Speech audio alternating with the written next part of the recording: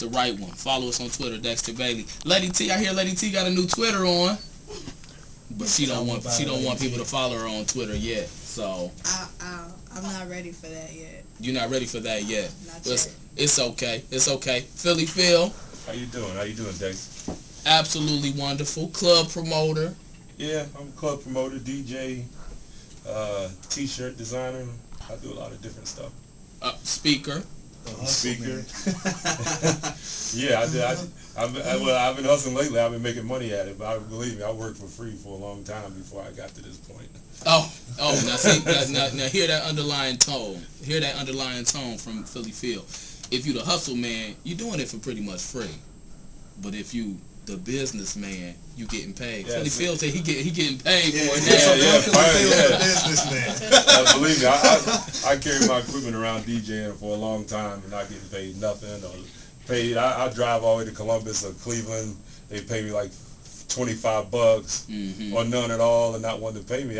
But now is, is this perseverance? Keep doing what I like to do. Absolutely. It's just in my blood. I love doing it. I've been DJing since like '76. Yeah. When I was a freshman in high school, I've been DJing. I'm 44 now. That's when a lot of us were in Pampers or not born at all. Twinkle in our mom's eyes. Right. So it's like, I grew up, it's like a lot of the young cats now, they got a lot of technology to help them along with learning all different types of music, not just DJing, but guitar and keyboard. You did it with the two-way and the... I started out with like an 8-track, a cassette, and a turntable. Trying to rock shows. Before CD wax. It was strictly wax. It was strictly wax and 8-track tape players. Yeah. And I actually got your CD.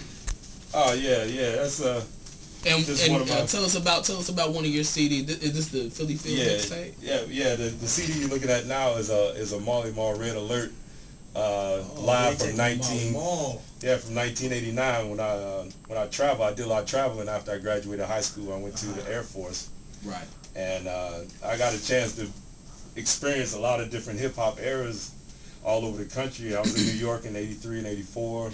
Right. And I went to the Philippines and came back. And that CD that you have right there was I went back to New York for about a year doing music and DJing. And everywhere I went, I was able to. I recorded mix things off the radio. Okay. So that CD that you have is just one of the tapes that I had. I'll take them and master them, clean them up, and let people hear.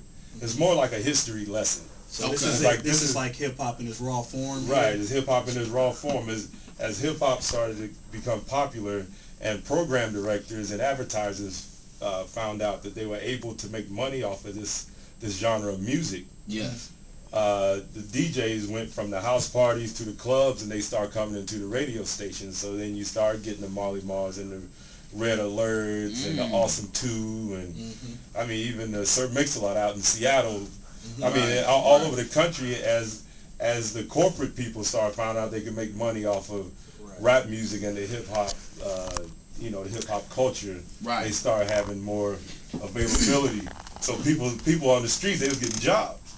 Okay. Like come in here and mix for a couple of hours. I got another one. You listen. They'll have like a professional cat on the radio talking, and the DJ just do the music. But after a while, they got tired of paying both of them. So then the DJ had to start talking. Okay. Oh, okay. That's interesting. So they got rid of. So this was before guy. MCing then. No. It used to be the DJ talked and played. Okay. That was house party style. Right. That's how I grew up. Right. I grew up MCing. Right. Yeah. I grew up house parties. You spinning. You got how everybody doing? You got to hype the crowd and everything. And then the MC came in, but the DJ was still the focus. Right. Okay. So and as it evolved, as the MC evolved, the MC started to be the focus, and the DJ was in the background. Right. But as far as radio was concerned, it was the same way. But the radio personality felt, well, he has the professional voice, the deep voice, and he knows how to run the equipment. Or they bring the DJ in, it's like, hey, just rock.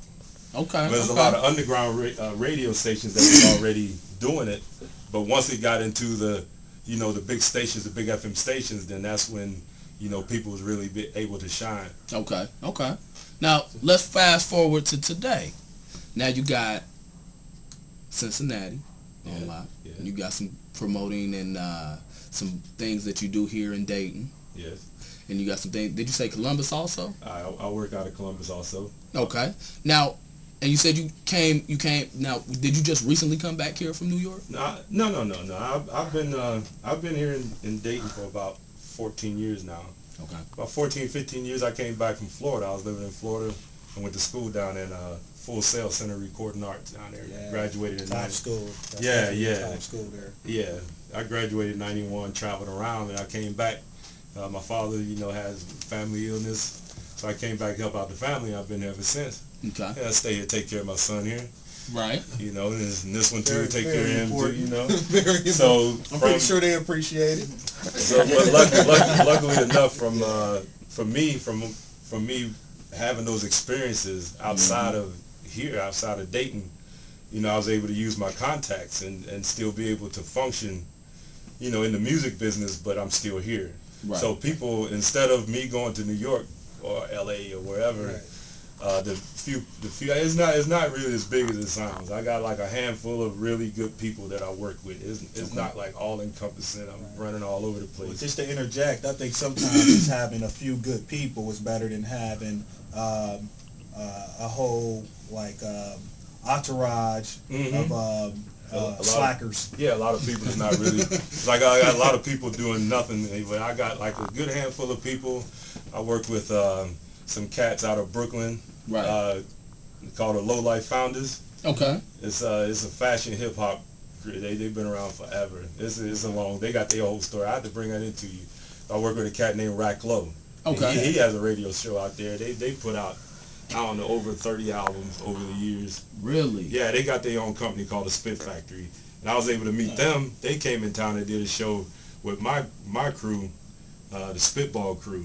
Okay. I was able to manage them and got them record deals. That was in the early 2000s. Okay. So when they came in town, we networked with them. A few years later, they was like, "Yo, Philly Phil, we need you. I got this thing, and maybe you can put some nice music on it." Yeah. So then they called me. So now I work with them. So I got that crew, and then I working with the Animal Crackers in Cincinnati, the DJ crew. Okay. They was like, "Yo, we got all these albums here.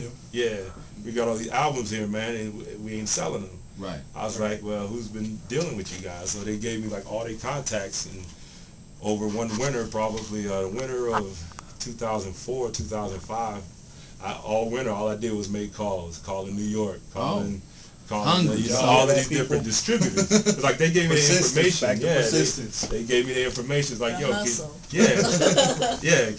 can you sell these records for us?" And I was able to cut a deal for them with Fat Beats Distribution. Now these were the Animal Crackers out of Cincinnati. Out of Cincinnati, yeah, Okay. DJ crowd. Since they do like turntablism.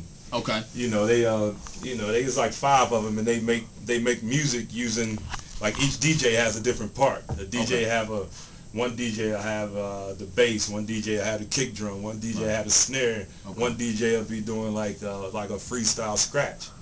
So then, just by making the calls, and I'm sure it's a little more. I'm sure you're simplifying what you were doing, but I mean, you were making calls like Rich Gardner. Back to back to back, and then finally you got somebody the distribution. Would work with. Yeah, it's like because they had distribution before and nobody really took care of it. So when I gave them, I was like, "Yeah, this is Philly Phil calling from the Animal Crackers. Y'all used to carry our records. Are you still carrying? Do you have our records? In stock?" Like, well, the guys, you get all kind of answers of who you're dealing with. Right. But all I needed was one person to deal with. And I said, we got these albums, we still have them available, and we about to put out a new one. Right. And I was able, once I made a good contact, I worked with that one contact. That one contact, I sold over like 1,000 some records, and for a DJ scratch record, that's a lot. Yeah. And I'm still selling them. And then when they came out with the new one, we was able to sell like over about 9,000 records. Okay. Which is great. What was the name of that distribution group again? It was Fat Beats. Okay. Fat Beats out of New York. They big. Okay. Which is great, because I mean, just based on the industry standards, I think you sell 10,000 records underground, you'll have record labels looking for you. Because if you think about it, it costs you about $1.50, $2 to make a CD if you sell them